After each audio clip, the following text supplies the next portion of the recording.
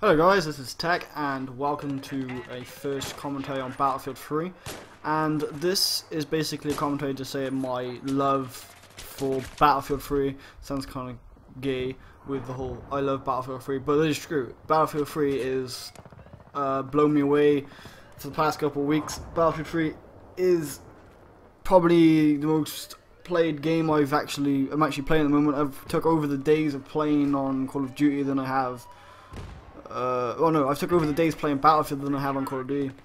I believe in this gameplay I'm using the M4A5 with the PKS07 7x zoom, so it gives me a bit more because I'm basically in this map I'm rushing a lot, so it gives me that ability to aim down my sights a bit quicker, but then it also gives me the ability to give me that little extra zoom for a bit more longer range shots. But yeah, basically Battlefield 3, I didn't like it at first when I first ever played it. To be honest, I never got really into it. I was still on the whole Call of Duty train, and my passion for Call of Duty was a lot stronger than I was for any other games.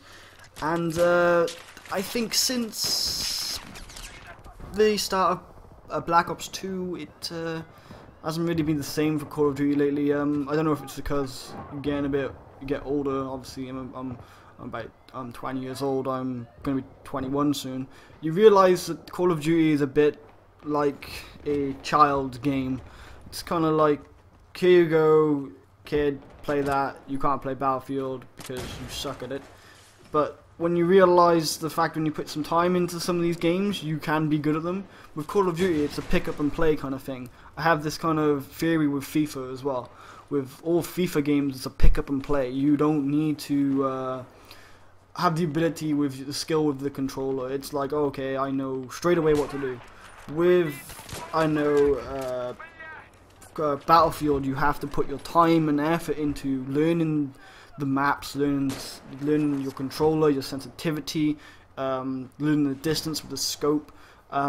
Basically, there's so much into it with learning Battlefield and different amounts of damage the guns do.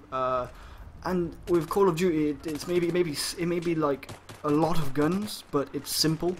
It's way too simple. Like, again, it's a pick up and play game, and I'm really not getting into those games lately. It's the same with Halo. Halo's not a pick up and play game. That's always been a skill based game. You need to actually put your time into it, and Halo is a brilliant example of the start of that. And then Call of Duty came along and made it easier for people to play first person shooters, which that's the way Call of Duty is now going to be from now on, is let's make it easier for little kids, like the ages between, because that's what the ages between is now, like 13 to, I don't know, 15 or something like that. Makes it easier for everyone.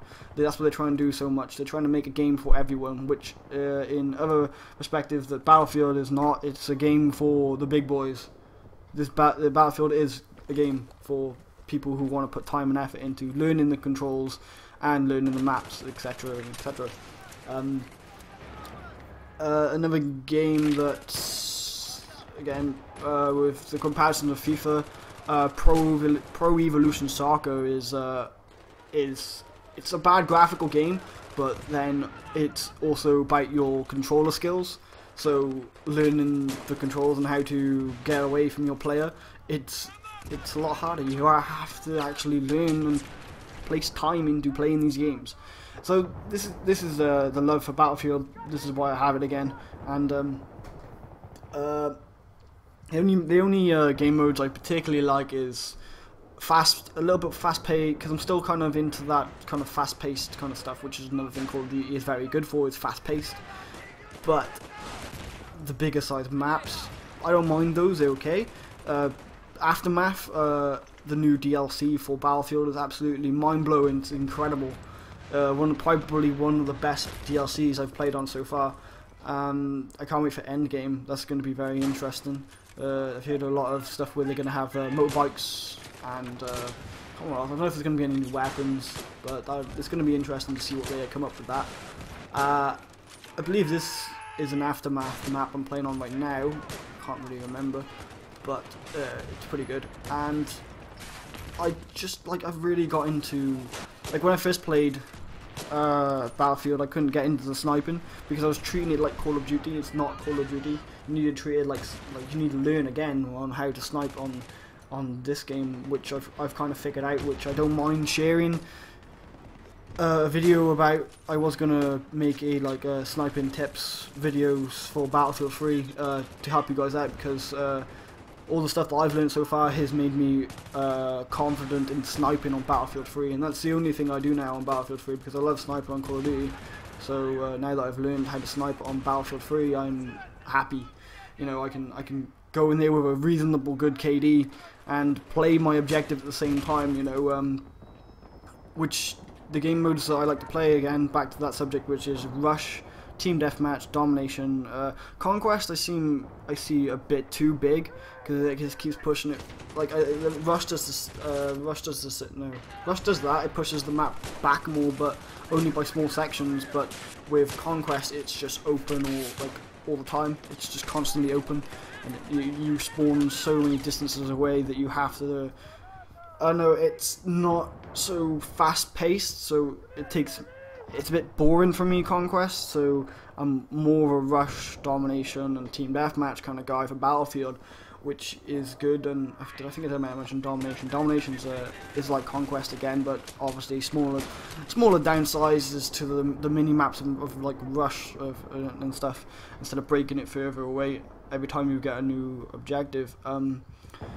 But the snipers, I believe, last time since I played this game, have been buffed, which I'm very, very happy about. But even though they've been buffed, you still have to be really accurate with them. Like, the M4A5, I believe, is the fastest recoil sniper rifle in the game.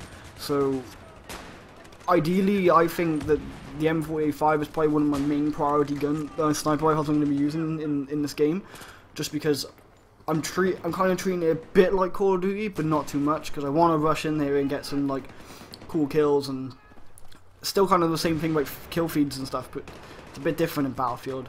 Obviously, it takes a lot more skill to get consistently, like, I don't know, for example, a triple kills in a row or a quad and stuff like that.